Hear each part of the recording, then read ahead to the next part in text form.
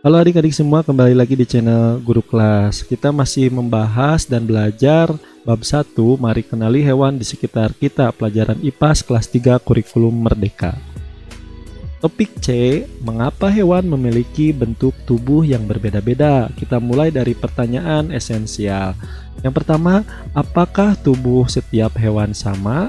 Oke, kita ibaratkan di sini ada ikan ya yang hidup di air. Ikan ini punya sirip ya untuk bergeraknya, yaitu untuk berenang. Sedangkan yang kedua ada kucing. Kucing ini punya kaki ya untuk bergerak, yaitu untuk berjalan. Maka jawabannya tidak ya. Jadi apakah setiap tubuh hewan itu sama? Tidak. Jadi semua hewan memiliki tidak semua hewan memiliki bagian tubuh yang sama. Jadi setiap hewan memiliki tubuh yang berbeda-beda. Kemudian pertanyaan yang kedua, mengapa bagian tubuh mereka bisa berbeda-beda? Oke, jawabannya adalah karena setiap hewan memiliki kebiasaan dan cara hidup yang berbeda-beda.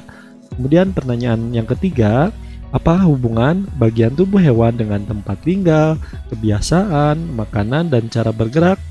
Jawabannya, hubungannya yaitu hewan mempunyai bagian tubuh menyesuaikan dengan kebiasaan, makanan, dan cara bergerak. Dengan bagian tubuh yang sesuai dengan fungsinya, maka hewan tersebut dapat bertahan hidup. Oke, kita perhatikan gambar tersebut. Di sini ada seseorang yang sedang bermain dengan hewan peliharaannya. Ya, yang pertama di sini dalam gambar tersebut menunjukkan hewan kupu-kupu. Oke, di atas di sini yang sedang terbang. Kemudian ada kelinci ya. Kemudian ada ini kelinci, kemudian ada kucing, kemudian ada anjing, kemudian ada kura-kura. Nah, semua hewan-hewan tersebut itu memiliki bagian tubuh yang sesuai dengan kebiasaan dan cara bergeraknya masing-masing. Contoh, kupu-kupu di sini punya sayap ya untuk bergeraknya, maka dia bisa terbang. Untuk kelinci, kemudian anjing dan kucing itu punya kaki ya karena dia hidup di darat seperti itu. Kura-kura sama, ini bisa hidup di air dan di darat dan juga mempunyai 4 kaki. Oke, mari kita mencoba. Oke, kegiatan ini kita akan mencari tahu tentang bagian tubuh hewan ya. Oke, yang pertama, mintalah lembar observasi kepada guru kalian. Kedua, ingat-ingat kembali hewan apa saja yang kalian amati di aktivitas sebelumnya. Ketiga, temukan hewan itu di lingkungan sekolah kalian, lalu kemudian amati perilakunya. Tuliskan di lembar kerja apa yang dia lakukan ketika kalian mengamatinya selama 10 menit. 5. Perhatikan apa yang dia lakukan, bagian tubuh mana saja yang digunakan untuk melakukan hal itu. 6. Berdasarkan hasil pengamatan kalian, apa kegunaan dari bagian tubuh yang ada di hewan itu? Tuliskan jawaban kalian di lembar kerja. Yang ketujuh, jika sudah, ulangi langkah 3 hingga 6 untuk hewan yang lainnya.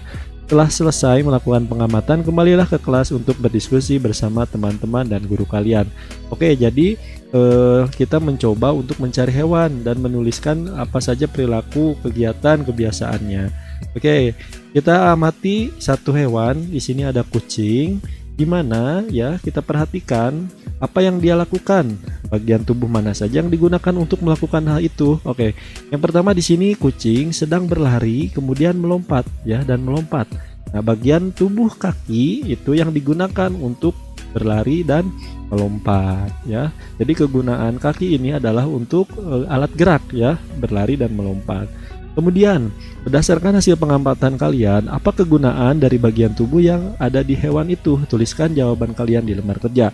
Oke, bagian tubuh kaki memiliki kegunaan untuk membantu keseimbangan badan, kemudian berjalan, berlari, dan melompat. Jadi, kaki yang ada pada kucing ini adalah sebagai alat geraknya. Selanjutnya, di sini ada burung pipit, di mana perhatikan apa yang dia lakukan. Bagian tubuh mana saja yang digunakan untuk melakukan hal itu?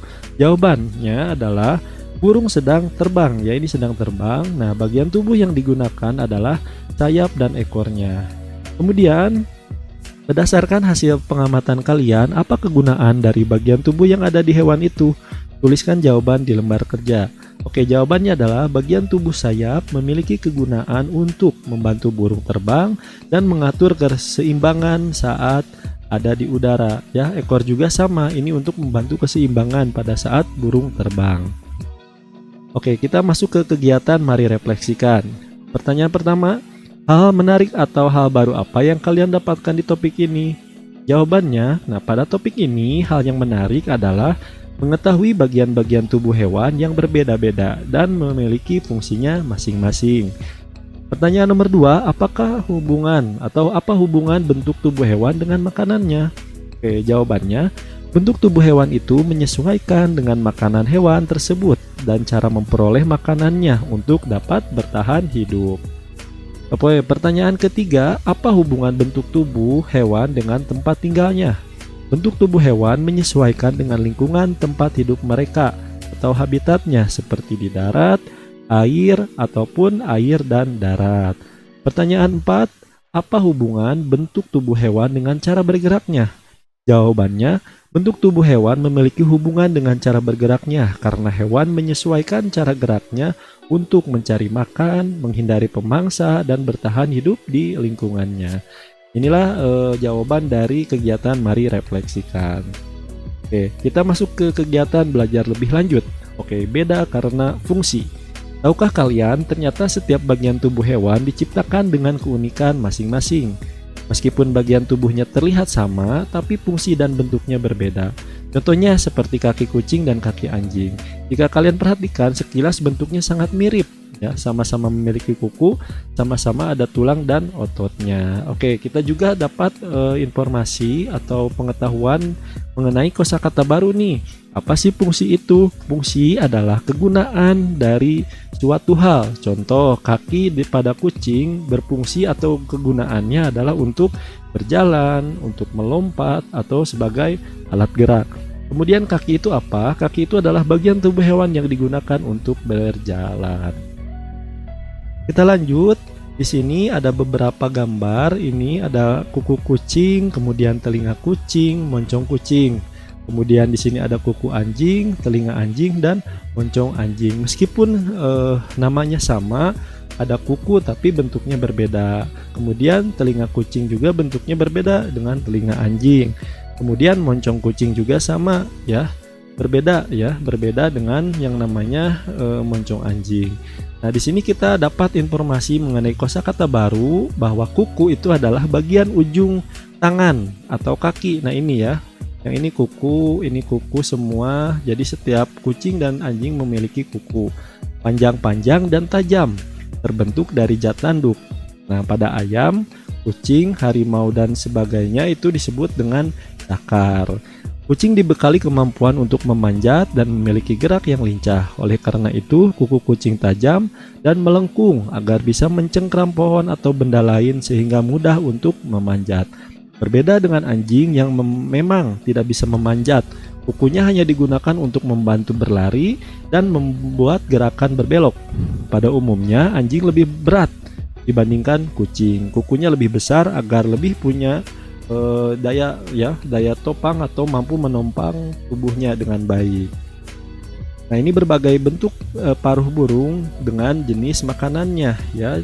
Nah, yang pertama ada alap-alap, ini pemakan mangsa seperti ini ya bentuk paruhnya.